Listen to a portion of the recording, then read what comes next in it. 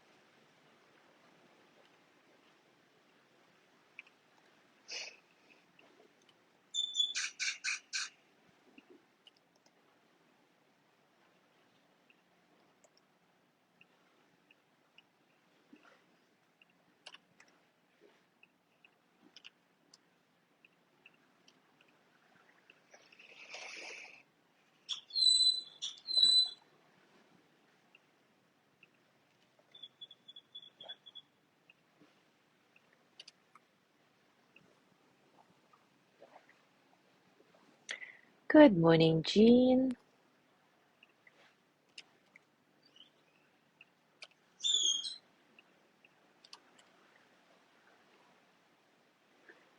Good morning, Yanni.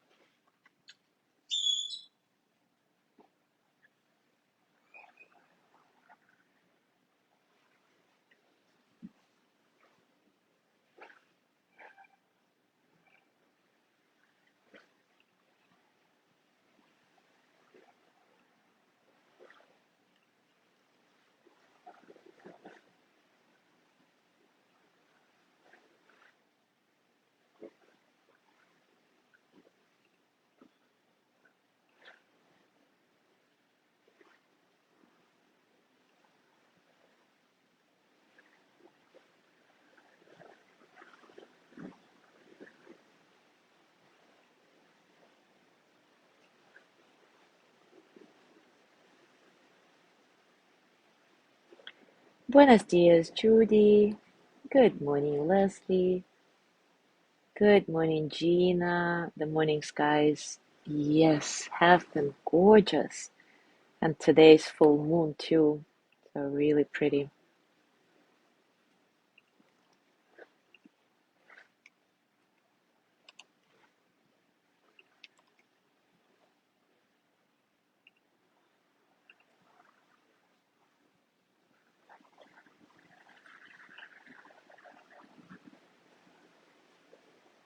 I never checked the sound, so let me do it now. I never checked the sound. Oh, sounds good.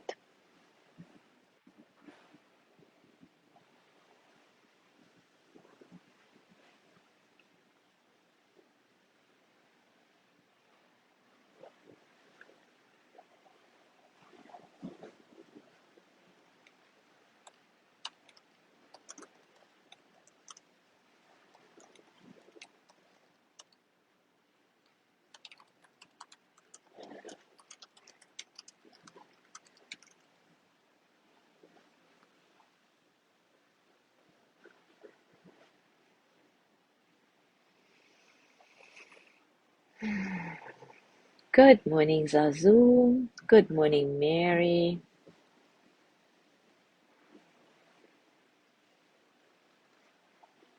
All right, it is time for us to start. And as we continue to explore the basics of, I say, classical, I guess, meditation in this series, I'd like to dedicate our session today to the importance of self-observation without judgment. And of course, you may have noticed that we touch on this topic pretty much all the time in some shape. Oh my God, can't speak today, sorry, some shape or form. And this is because I really believe that the attitude of curiosity and non-judgment is a cornerstone of a happy and mentally healthy life. And this is what Pema Chodron has to say about this in her book, How to Meditate.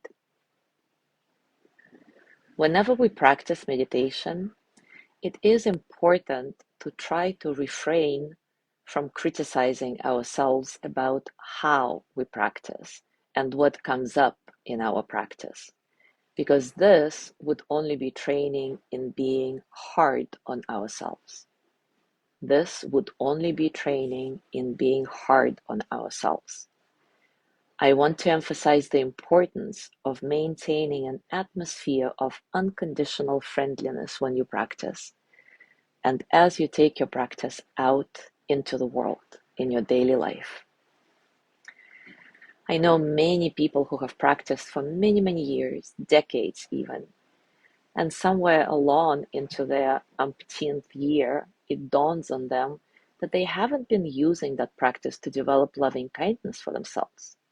Rather, it's been somewhat aggressive meditation towards themselves, perhaps very goal-oriented. As someone said, I meditated all those years because I wanted people to think I was a good Buddhist. Or I meditated all these years out of a feeling of, I should do this. It would be good for me. And so naturally, we come to meditation with the same attitudes with which we come to everything. And in fact, one of my favorite sayings of all time is, the way we do anything is the way we do everything. The way we do anything is the way we do everything. So true, isn't it? So what can we do to soften our attitude, to release this goal-oriented approach to meditation?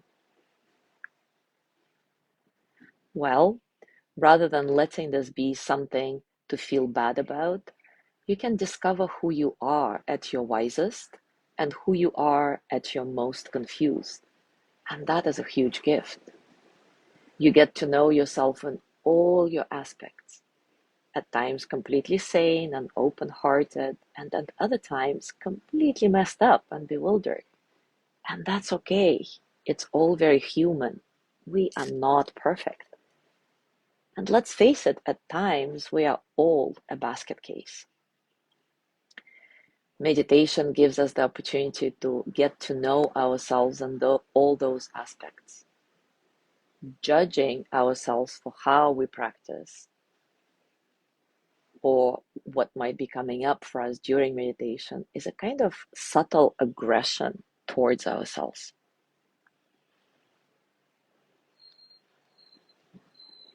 The commitment we develop in meditation is a willingness to stay.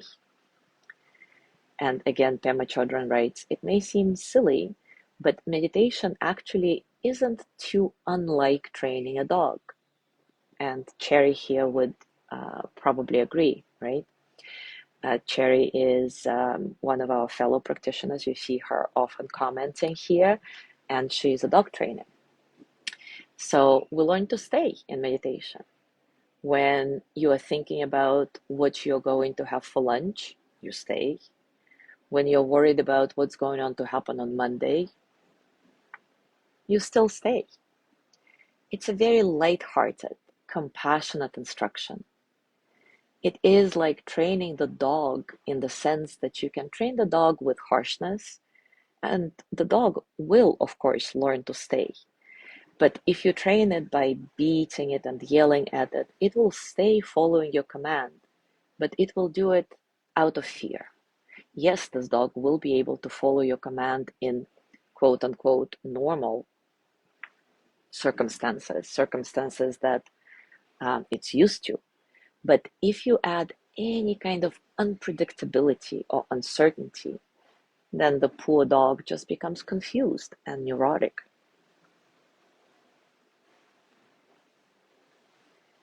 On the other hand, you can train the dog with gentleness. You can train the dog with kindness. And it produces a dog that can also stay and heel and roll over and sit up and all of these things. But the dog is flexible and playful and can easily adjust to ever-changing environment. Pema Chodron says, personally, I prefer to be the second kind of dog. this staying, this perseverance, this loyalty that comes with meditation, it's all very gentle or compassionate in its motivation. This gentle approach to ourselves in meditation is called Maitri, and that can be translated as loving kindness or just love. In terms of meditation, we learn to be kind, loving, and compassionate toward ourselves. And tomorrow, we will look more closely at this concept of Maitri. And right now, let's just do our practice together, trying to replace whatever harshness and subtle or not so subtle aggression we might notice during the practice with a reminder that we are human. Replace it with loving kindness, gentleness towards ourselves. Take a comfortable position. Again, maybe you continue practicing the series in a seated position if that's okay for you, or not. Whatever you do, take a few moments to settle into your body. Notice the base, finding a nice and stable base, feeling your connection with the ground.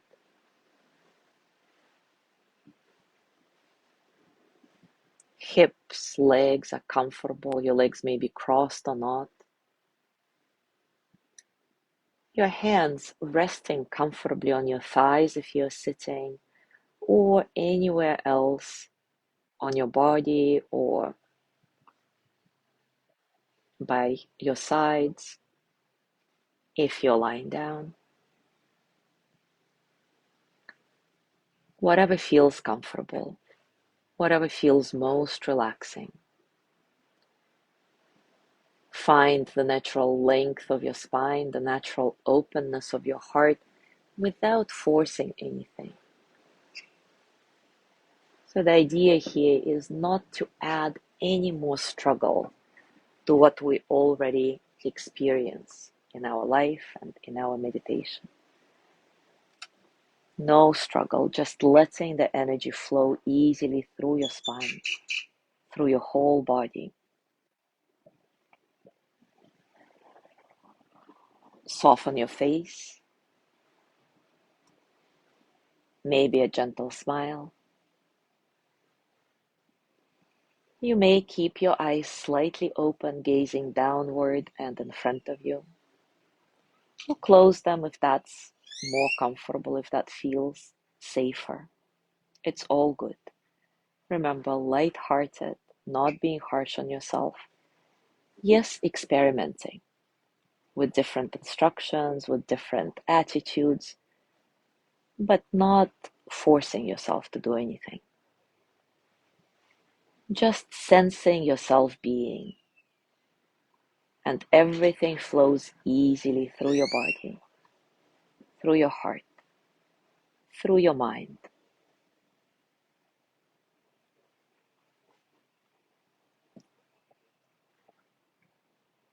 Continue to simply stay here, allowing all the experiences, physical, emotional, mental, to simply pass through you as energy. Soft and easy breath, no forcing here either. Natural breathing.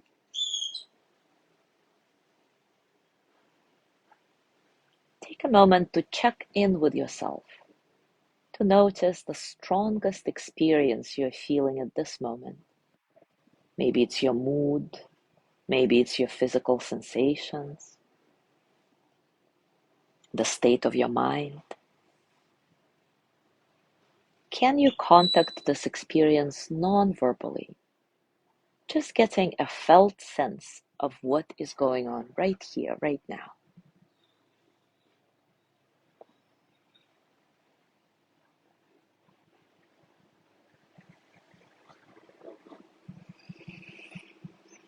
And now let your body inhale and exhale deeply, a nice, satisfying breath. Gently resting your attention in your belly, softening the belly from the inside out. And maybe you notice how your breath moves or doesn't move your belly. Nothing to force, just sensing.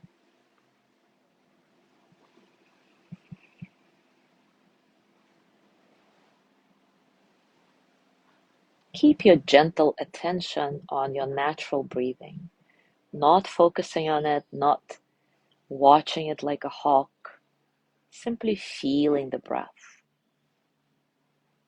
Maybe you can allow yourself to be breathed by your body. Let the breath come and go.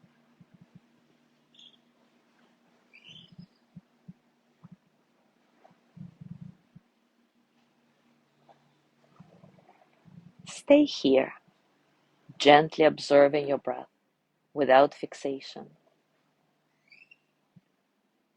Just noticing all the experiences of the present moment. Sounds, smells, sensations, thoughts, emotions. Every time you notice that something yanks you out of this moment, out of the state of your mind that is clear and awake, maybe it's an obsessive thought or physical discomfort, no judgment. Simply acknowledge that it happened and come back to your practice until something else draws your attention away from it. Remember, meditation is not unlike training a puppy. You just keep coming back again and again and again every time after you've been distracted. This is the process of meditation. This is okay.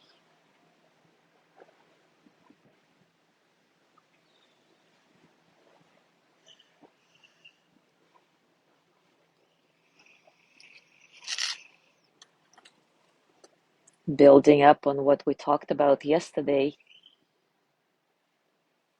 if you notice that you get hooked on some trigger, an obsessive thought, an uncomfortable emotion, a physical discomfort, remember to ask yourself, how much of this is really happening on the outside? And how much of this is produced by my mind?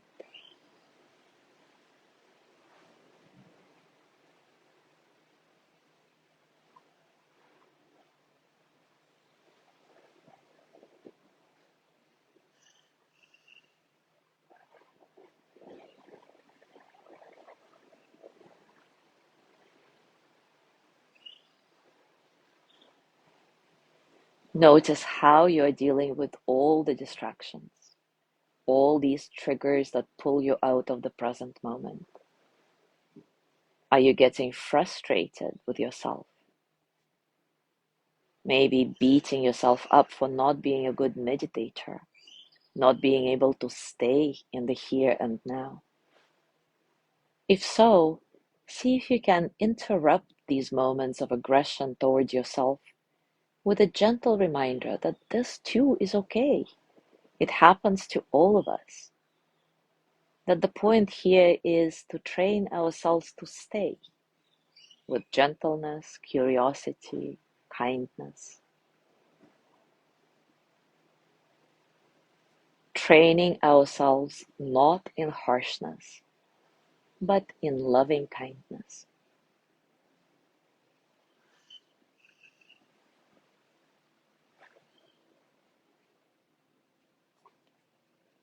Once again, remember that training yourself in meditation is not unlike training a puppy. You can do it with harshness or you can do it with love. What kind of dog would you prefer to be?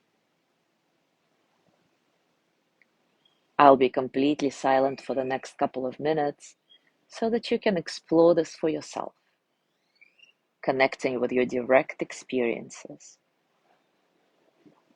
See how challenging or easy it is for you to stay today, to stay in the present moment. It's an experiment, so approach it with curiosity, with kindness, no judgment, just noticing what is.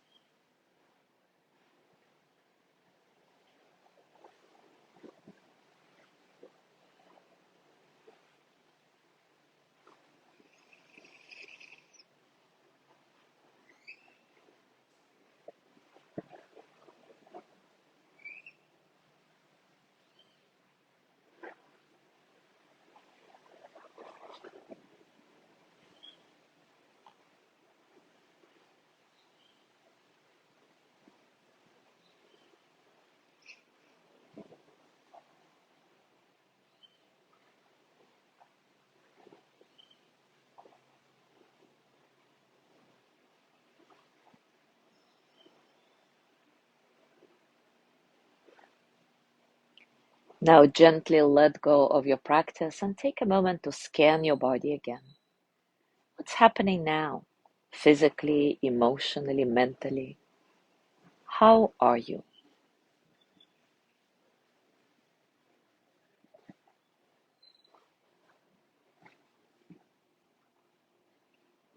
And as you go through your day today, I invite you to be mindful of your inner narrative and notice how you talk to yourself, especially when something doesn't go the way you like.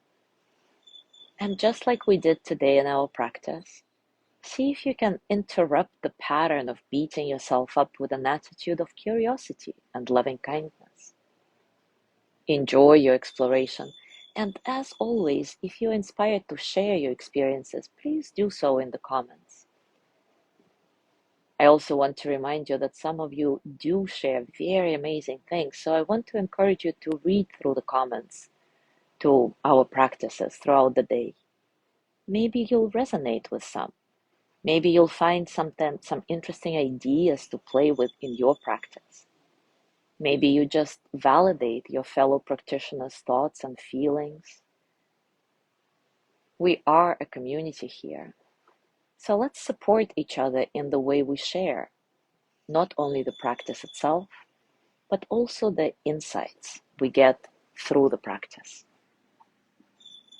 Let's help each other grow together. Thank you. Thank you so much for being here today. Have a gorgeous day, and I will see you tomorrow.